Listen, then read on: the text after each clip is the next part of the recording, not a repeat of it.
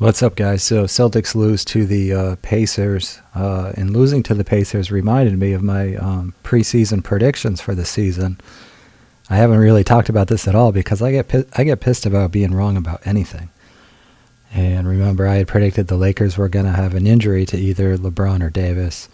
I was also wrong about Dwight Howard and some of these secondary players.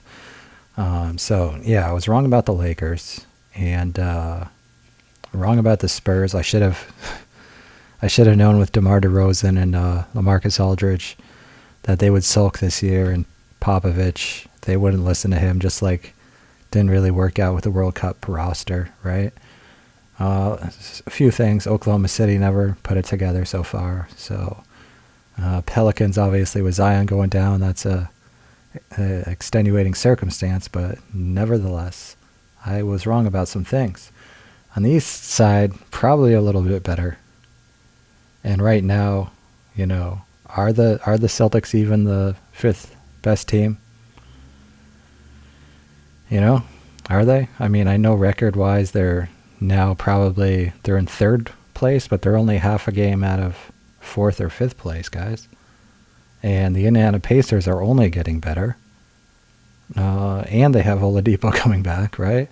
And then the Miami Heat, obviously, better than I expected. And are the Celtics legit better than the Heat? Probably. But even still, that probably puts them as the fifth. And then the Nets, as long as Kyrie is down and they stay healthy otherwise, they already beat us once, right? I don't know, guys. I don't want to be too negative, but I realized during this game that I basically have been half rooting against the Celtics pretty much every game all season.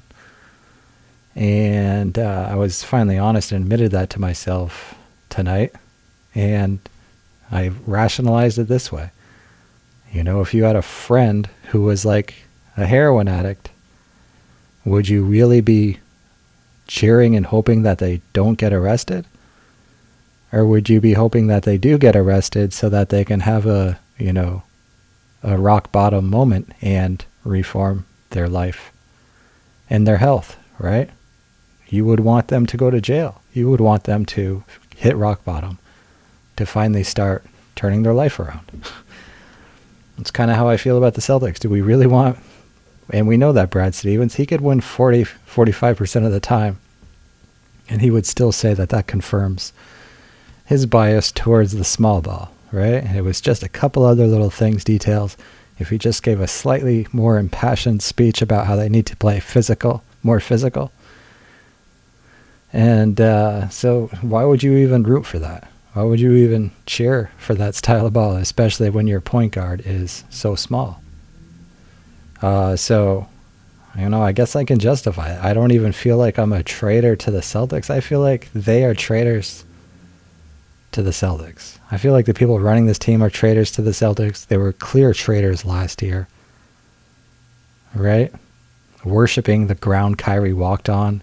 And it was all about them and their own egos for having traded for Kyrie and for wanting it to work out. And reality went way out the window. Like, reality had nothing to do with it. Even the people covering it, reality had nothing to do with it. Celtics had nothing to do with it. It was all about Kyrie and Kyrie worship. So all those guys who claimed they were, green teamers last year, they didn't like the Celtics. They pretty much hated everybody on the Celtics except for Kyrie Irving and anybody that Kyrie Irving, anybody that liked Kyrie Irving, like Marcus Smart and Marcus Morris. So the people running the Celtics don't give a crap about the Celtics. Celtics fans don't really give a crap about the Celtics. So am I really the traitor for wanting them to learn a lesson and to go big?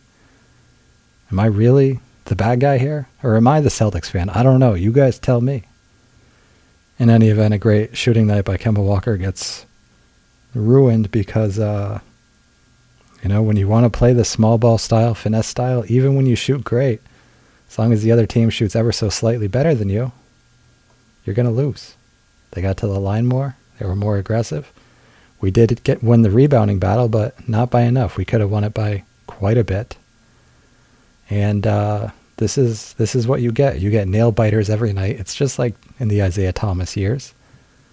Every single game went right down to the wire in dramatic fashion. in games that we could have really, with bigger lineup, bigger point guard, really stomped on them. So here we go. Grant Williams minus 13 in 8 minutes. And Brad is still putting him out there in the last minute of the game as if this guy is going to save us. And I know, 1 game sample size, you don't want to pay any attention to plus minus, but the guy is just so clearly, Draymond Green, this guy is Draymond Green, and all you Kyrie sexuals are the geniuses here after being wrong about everything for the last, 5-6 years at least. And now you tell us that this projected second round pick is the next Draymond Green or something, and we just have to chill because you're the real fucking genius here, and Brad is the real genius, and Danny Ainge is the real genius, and Wick Grousbeck is the real genius. I would trade all of you for Nate McMillan. Anyway, guys, let me know what you think, and let me know what you think about the Celtics. Should we even be rooting for them to win? What's going on? We got Taco Fall, nowhere to be seen. Not even welcome, And yeah, it really is about the egos of the owner and Brad Stevens and Danny Ainge. It's all about their egos and the people that they paid so much money, making sure that they are the fan favorites. So there's no room for Taco Fall.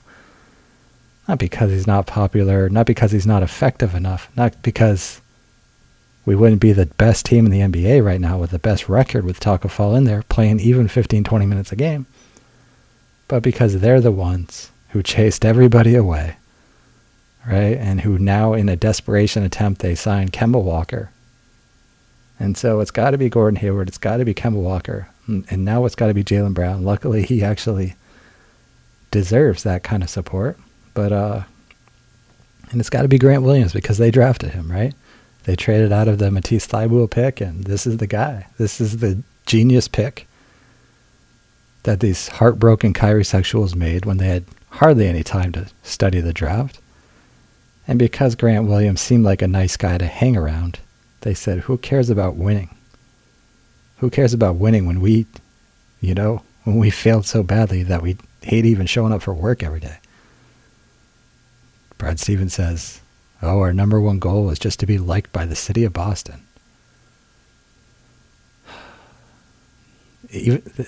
Even that's not true, because if it was, they would have had Taco Fall on this roster from day one. Jesus.